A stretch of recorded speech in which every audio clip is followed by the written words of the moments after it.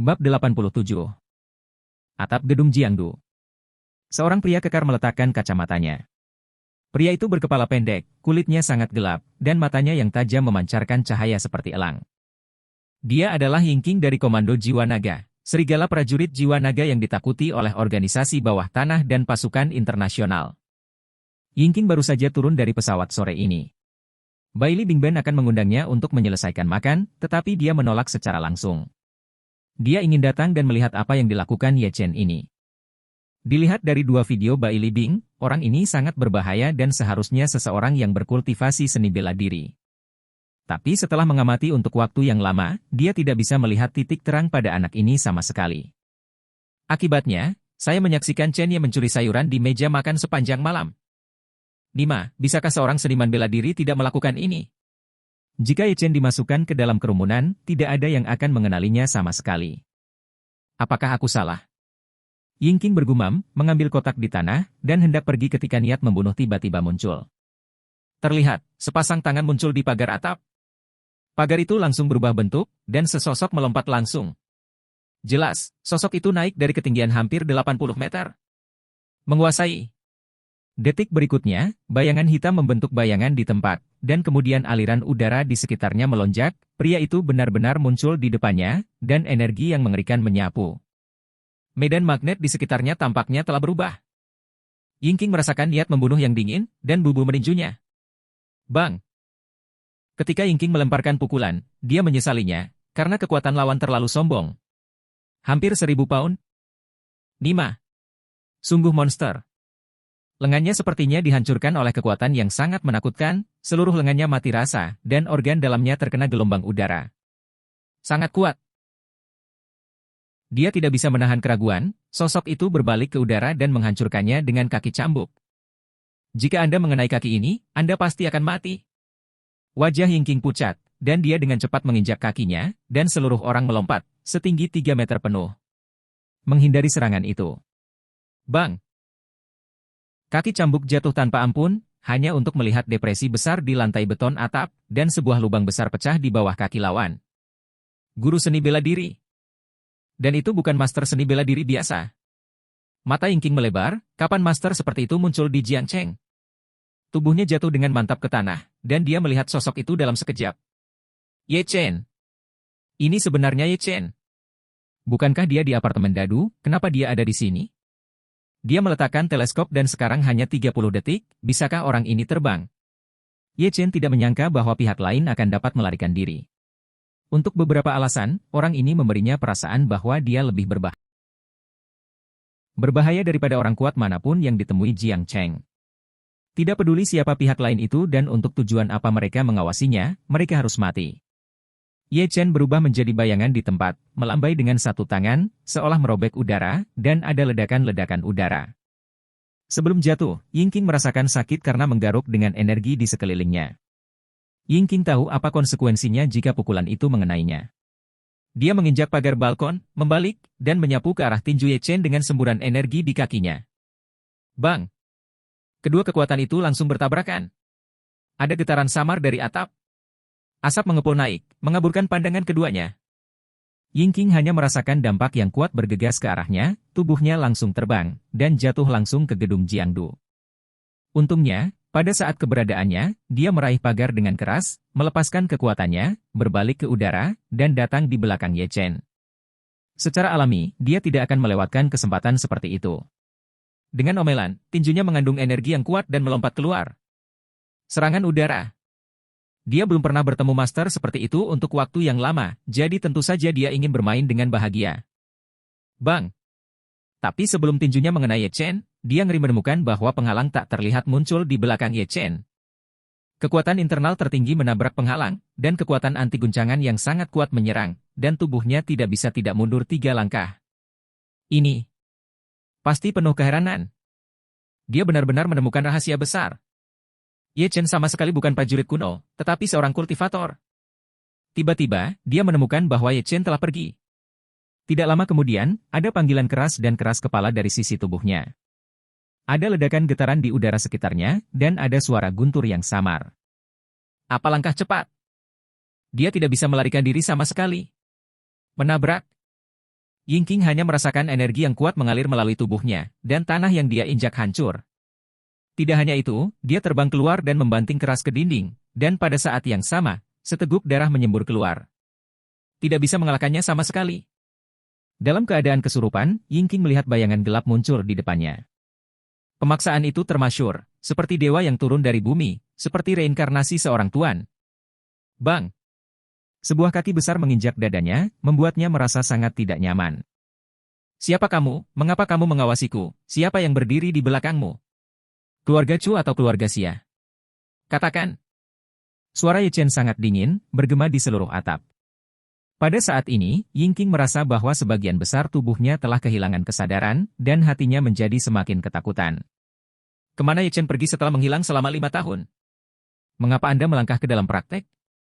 Jelas melewatkan waktu terbaik untuk berlatih, mengapa Anda masih bisa meledak dengan kekuatan seperti itu? Jika orang ini bekerja untuk Komando Jiwa Naga, maka kerusakan tim mereka pasti dapat diminimalkan. Dilihat dari kekuatan wabah Ye Chen hari ini, dia sendiri bernilai lebih dari selusin sil negara M. Yingqing memicu badai di hatinya, pembangkit tenaga listrik semacam ini pasti bisa memasuki peringkat seni bela diri Tiongkok. Poin kuncinya adalah bahwa bakat putra ini belum sepenuhnya dimanfaatkan, jika diakuisisi oleh keluarga manapun di Tiongkok sekarang, itu pasti akan mengubah situasi seluruh Tiongkok. Tepat saat dia setengah jalan melalui pikirannya, ledakan udara yang keras terdengar. Saya melihat bilah angin putih menembak, mengenai dia secara langsung. Menusuk. Sial, orang ini benar-benar membunuh orang. Saya hanya datang untuk melihat Anda, apakah Anda harus bermain nyata? Di sisi tubuh Yingqing, bilah angin mendarat 1 inci di depan telinganya, menembus tanah, membentuk alur yang dalam. Dia tidak peduli lagi, dia dengan cepat mengeluarkan sertifikat hijau kecil dari sakunya dan membuangnya. Kakak, jangan main-main seperti ini, saya tidak ada niat jahat, saya benar-benar tidak, Anda bisa melihatnya dengan melihat sertifikat. Yingqing benar-benar tenang. Jika orang-orang di wilayah militer dan organisasi pembunuh internasional tahu bahwa Kapten Komando Jiwa Naga yang terkenal itu berbicara dengan lembut di depan seorang pemuda, dia pasti akan terdiam ketakutan. Intinya adalah bahwa Yingqing tidak punya pilihan, bahkan jika tuannya datang ke sini, hasilnya akan sama, karena dia bukan kelas berat sama sekali. Ye Chen membuka sertifikat dan meliriknya, dan berkata, Kapten Komando Jiwa Naga, Yingqing. Ya, kamu selalu bisa melepaskanku sekarang. Yingqing menghela nafas. Ye Chen mendengus dingin, dan membuang sertifikat itu, ki sejatinya kental, niat membunuh meledak, dan dia menunjuk. Maaf, belum pernah mendengarnya. Melihat bahwa niat membunuh telah mengunci dirinya, Yingqing merasa ngeri, kenapa orang ini bahkan belum pernah mendengar tentang Komando Jiwa Naga. Apa-apaan? Dia tidak peduli tentang apapun, dan langsung berteriak, Bai Li Bing, aku tahu Bai Li Bing. Ding. Sebuah jari diletakkan di alis Yingqing, dan dia berhenti tiba-tiba, energi yang kuat membuat jejak darah keluar dari dahinya. Yingqing menghela nafas, dan seluruh orang merasa lega. Sial, akhir-akhir ini, nama adik perempuannya benar-benar berfungsi lebih baik daripada Komando Jiwa Naga. Apa-apaan ini? Bab 88. Ye Chen masih menarik tangannya, menatap Yingqing di depannya dan bertanya, apakah kamu kenal Bai Li Bing? Apakah dia memintamu untuk datang? Jika Bai Li Bing mengirim orang ini untuk mengawasinya, maka tidak hanya orang di depannya yang akan mati, tetapi Bai Li Bing juga akan membayar harganya. Yingqing menggelengkan kepalanya dan menyandarkan dirinya dengan tiba-tiba. Dia jelas merasa bahwa tulang rusuknya telah patah. Sial, kenapa anak ini melakukan pukulan berat? Sangat disayangkan untuk tidak pergi ke Komando Jiwa Naga. Dia memandang Ye Chen dan menjelaskan, masalah ini tidak ada hubungannya dengan Bai Li Bing. Dia mengirimi saya 2 video, satu di perjamuan dan yang lainnya di pabrik yang ditinggalkan. Saya melihat Anda di video. Nilai, itu sebabnya saya datang kepadamu. Nilai tubuhku? Ye Chen mendengus dingin, inilah mengapa kamu memata-mataiku? Dalam kamusku, semua musuhku, Ye Chen, tersembunyi dalam kegelapan. Melihat bahwa Ye Chen berencana untuk melakukannya lagi, Yingqing benar-benar menjadi gila. Jangan terburu-buru, ini salahku untuk memantau urusanmu terlebih dahulu. Apa yang bisa dilakukan Yingqing? Dia hanya bisa mengundurkan diri. Aku berhutang budi padamu dengan kehormatan Komando Jiwa Naga Huaxia sebagai jamin. Di masa depan, jika Anda memiliki sesuatu yang tidak dapat diselesaikan, saya dapat menggunakan kekuatan nasional untuk membantu Anda menyelesaikannya. Ye Chen menyipitkan matanya sedikit dan meletakkan tangannya di belakangnya. Saat ini, grup Tiansheng membutuhkan kekuatan di atas untuk berkembang. Bai Libing adalah pilihan pertama, tetapi saat ini orang ini adalah yang terbaik.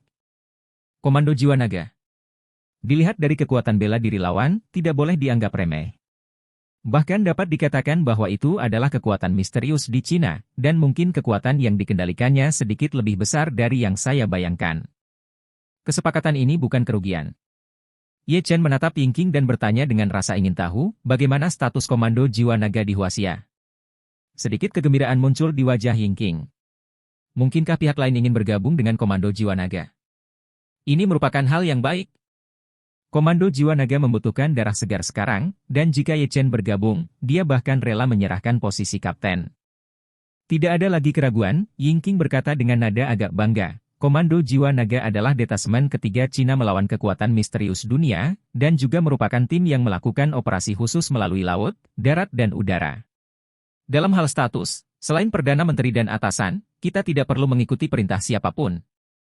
Ye Chen tidak mengharapkan Komando Jiwa Naga menjadi begitu kuat, tetapi karena ini adalah tim ketiga, jelas ada keberadaan yang lebih kuat. Tetapi untuk saat ini, Komando Jiwa Naga sudah cukup untuk grup Tiansheng. Kamu tidak perlu berutang budi padaku, selama Komando Jiwa Nagamu mau menjalin kontak dengan sebuah perusahaan di Jiangcheng, kita akan jelas, kata Ye Chen ringan. Mendengar kalimat ini, Yingqing tentu mengerti apa yang dimaksud pihak lain. Tapi ekspresinya agak aneh. Apa yang dipikirkan anak ini? Ingin menggunakan Komando Jiwa Naga sebagai pelindung perusahaan Jiangcheng? Apakah ini akan berlebihan? Kuncinya adalah sejak awal pembentukan Komando Jiwa Naga, tidak ada preseden seperti itu. Kekuatan misterius seperti itu tidak perlu digunakan di area lain. Itu hanya berfungsi sebagai payung bagi perusahaan yang rusak. Jika Anda mengatakannya, saya tidak tahu berapa banyak orang yang akan tertawa. Kamu yakin? Tentu. Yingqing berpikir dalam-dalam sejenak, dan kemudian berkata, jika saya tidak salah, perusahaan yang Anda bicarakan seharusnya adalah grup Tiansheng ayahmu.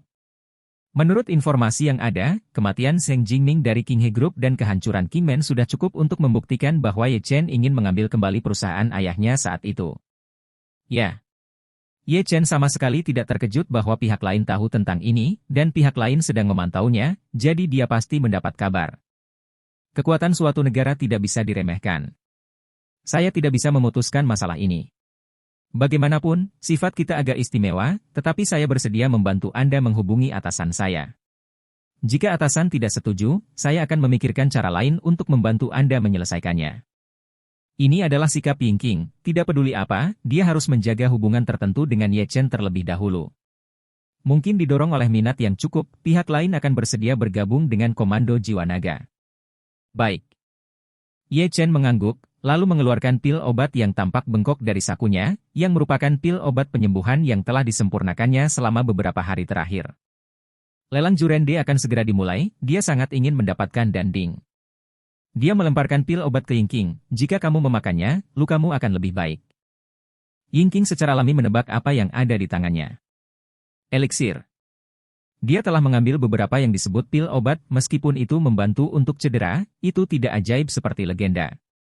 Adapun hal di depannya yang bahkan tidak terlihat seperti pil obat, dia bahkan lebih skeptis. Apakah benda ini bisa dimakan? Apakah itu akan memakan orang mati? Dia melirik Ye Chen, tetapi dalam keputusasaan, dia hanya bisa menelannya. Hanya berurusan dengan anak laki-laki di depan Anda. Aku sudah selesai makan, kan?